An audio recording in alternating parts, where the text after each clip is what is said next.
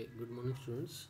So in the last class we have seen influence diagram, line diagram for the support reaction at a given section of a girder, and also we have seen the uses of this influence line diagram.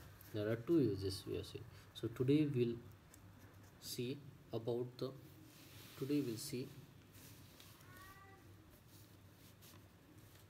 today we'll see about the influence line diagram ILD, okay, for a shear force for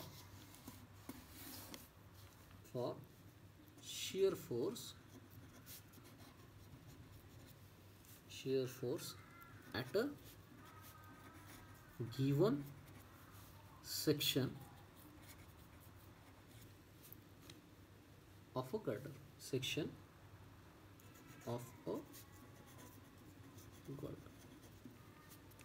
okay.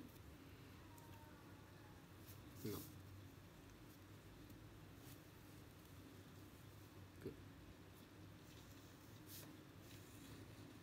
so this is what the girder, okay, A and B, correct? Okay, this is what the girder A and B. Now we know the influence line diagram. What is definition of this influence line diagram? A curve or graph that represent a function like a reaction at a support, the shear force at a section, and the bending moment at a section of a structure for various position of a unit load on the span of the structure. Okay, unit load. Okay, that means for drawing the ILD for a shear force, we must require a unit force which is moving on the girder. So this is what the unit force. Okay, now, so what at a given section of a girder? So if the point load is here, okay, now I want to find out at this section. Suppose this section is D, okay, which is A from the end A and a distance B from the support B, okay, and total length is L of this girder. Okay, now this unit load is at an x distance. Okay, now simple. Okay, now what we have to find out? We have to find out what is the shear force at a given section of the girder. Now, simple, we have unit load which is moving from point A to B. Now what is the shear force? It is an unbalanced vertical force. What is the shear force definition? It is an unbalanced vertical force. Okay, so what we are doing, let a unit load move along the span of the simply supported girder AB of span L. Let D be a given section and let AD equals to A and BD, that is DB equals to B. When the load is between A to D, what is the shear force at D? Okay, what is the shear force at D? So we know, okay, so in the earlier section, okay, so just I will brush up your strength of materials. Okay, when this is A and B, if any load, suppose here we have load, suppose we have load of 10 kilonewton, okay, and this span is also a 10 meter, here we have 2 meter, and here we have 8 meter. So simple, how the shear force diagram will be there depends upon this one, reaction. Okay, so first we'll calculate the reaction. So what will be this VB reaction? 10 into 2, 20 divided by 10 is 2 kilonewton, and here we have 8 kilonewton. So the shear force diagram will be like this: 8, 8, 2, 2 plus minus. Correct? So this is what the shear force diagram. Similarly, now what we have condition, when the unit load is between A and D, A and D, that means now I will draw one reference line. I will draw one reference line. I will draw one reference line. Suppose this is 0. Now when the unit load is at A, unit load is at A, okay, we have maximum, correct, shear force, maximum shear force, correct. Now when it is moving, now it is at A, so at this end should be 0, at this end should be 0. So I will draw one like this. Now, okay, when the unit load is at exactly over B, so we have maximum shear force at B, correct. So but this is a negative, you can see here. So I'll draw on negative side. Now unit load is there, so here also unity, here also unity. This is for the negative, this is for the positive, correct. Now simple. No, so this is what the influence line diagram for VA, and this is what the influence line diagram for VB. We have seen this reaction 2, this is 2, this is 2, whatever the VB reaction, this is 8, 8, what is the VA reaction, correct. Simple. Okay.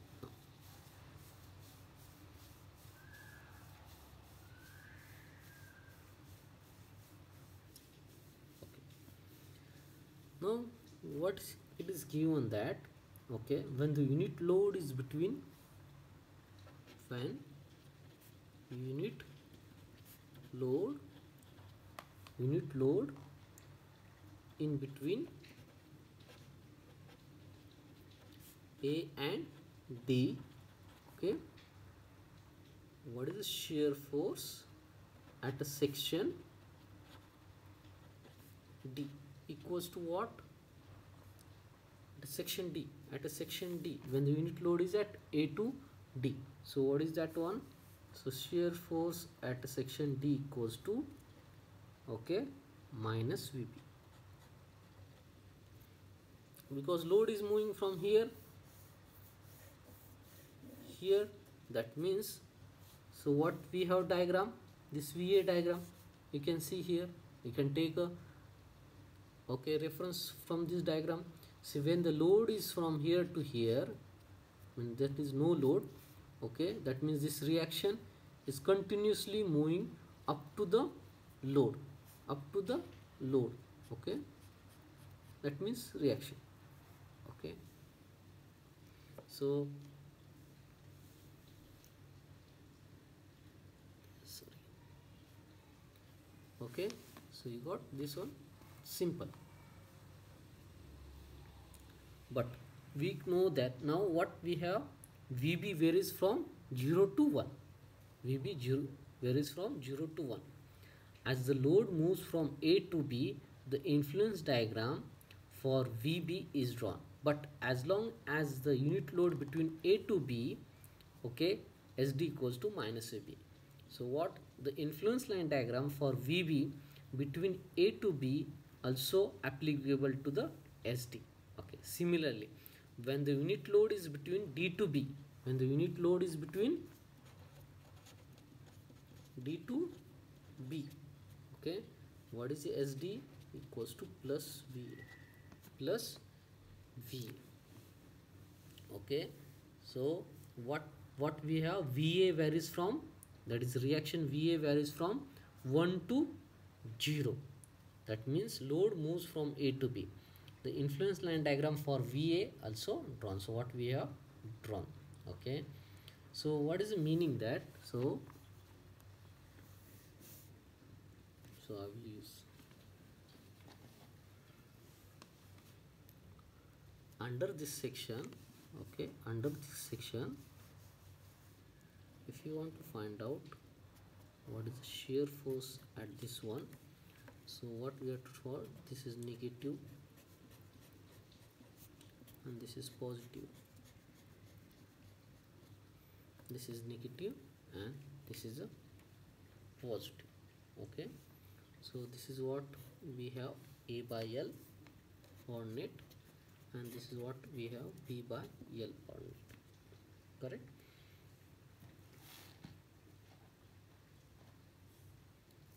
Okay, so it is simple. So what is unit load is here.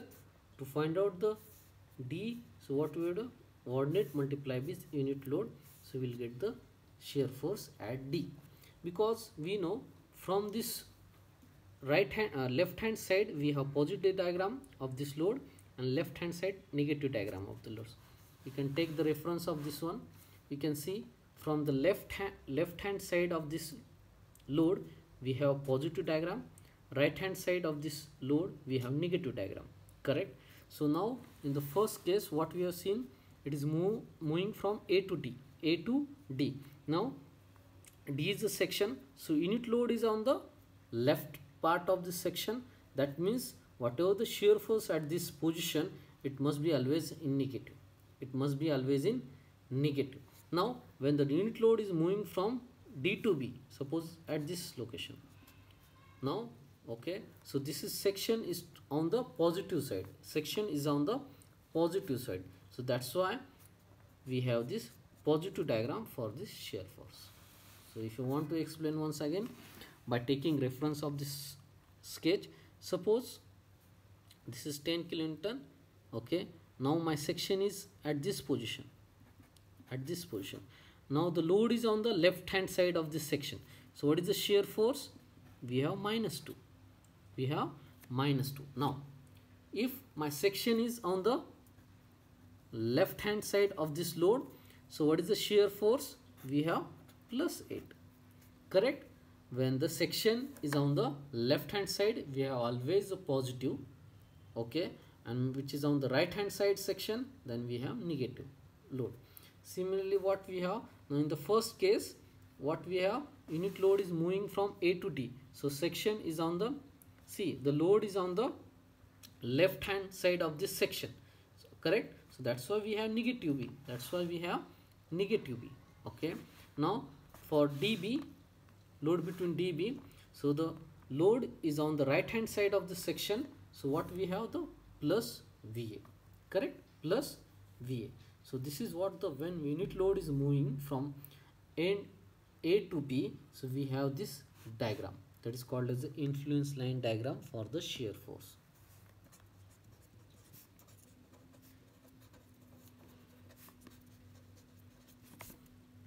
Okay, shear force. Okay, simple. Okay.